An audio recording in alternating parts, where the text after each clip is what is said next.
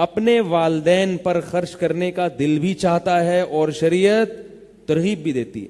اگر دل سلامت ہو تو خدا کی قسم والدین کی خدمت میں جو مزہ آتا ہے دنیا کے کسی کام میں اللہ نے وہ مزہ رکھا ہی نہیں ہے. یہ تو ہمارے دل خراب ہو گئے نا. بوڑھی ماں آپ کے گھر کے علاوہ کسی اور کے گھر میں رہ لے دوسرے بھائی کی کیسے برداشت ہوتا ہے بھائی؟ ماں ہے بھائی ہمارے گھر میں رہے گی. وہ میں نے بتایا تھا نا سعودی عرب میں جھگڑا ہو گیا تھا اس پہ.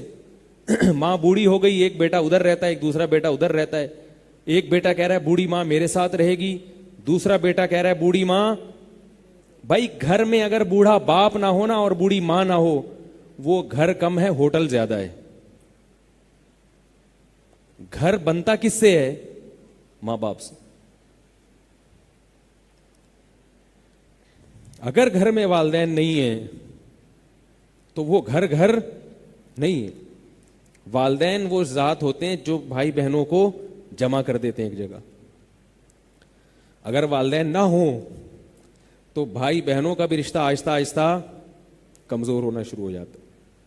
تو اس لیے اللہ نے جن لوگوں کو والدین کی نعمت سے نوازا ہے نا, تو اس نعمت کی قدر کرو, اس نعمت کی قدر کرو. نبی صلی اللہ علیہ وسلم نے ارشاد فرمایا کہ اس شخص پر اللہ کی لعنت ہے جس کو بوڑھے والدین میں سے دونوں یا کوئی ایک ملا اور اس نے ان والدین کی خدمت کر کے جنت اپنے اوپر واجب نہ کر لی. اتنا بہترین آپشن اللہ نے جنت کمانے کا دیا تھا اور اس نے یہ آپشن ضائع کر دیا. کسی بزرگ کی خدمت میں وہ اللہ نے ثواب نہیں رکھا جو ثواب اللہ تعالیٰ نے والدین کی خدمت میں رکھا ہے. میرے نانا انتقال ہو گیا, اللہ ان کی مغفرت فرمائے, حضرت مولانا عبد الرحیم رائے پوری رحمہ اللہ تعالیٰ, جو ہندوستان کے بہت بڑے بزرگ گزرے ہیں, ان کی خدمت میں گئے اور عرض کیا کہ حضرت آپ کے پاس آیا ہوں آپ سے دعا کروانے کے لیے. کیوں آیا ہوں؟ دعا کروانے کے لیے.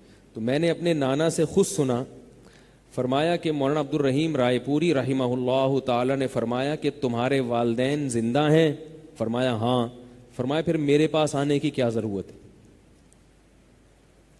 سمجھ میں آ رہی ہے بات؟ پھر میرے پاس آنے کی کیا ضرورت ہے؟ ان کی خدمت کر کے ان سے دعا لو.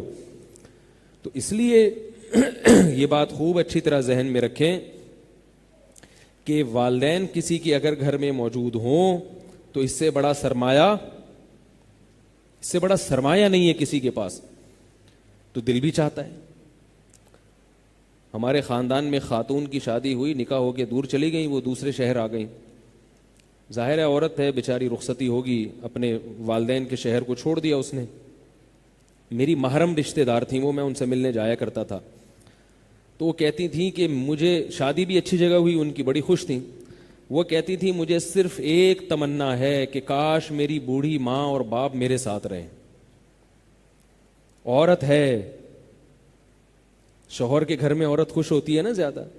کہہ رہی میں تو نہیں جا سکتی, میرے نکاح ہو گیا, ایک اللہ تعالیٰ کا ایک نظام ہے, لیکن کاش میرے والدین,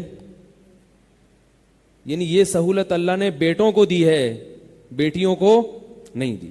اس پہ افسوس کرتی تھی وہ, کاش میرے والدین میرے ساتھ رہیں اور میں ان کی خدمت کروں.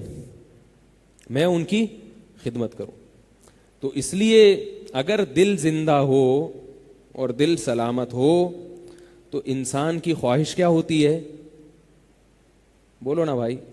اور عجیب اللہ نے والدین کا رشتہ ایسا بنایا ہے, جتنے زیادہ بوڑھے ہوں گے اتنے ہی اچھے لگتے ہیں.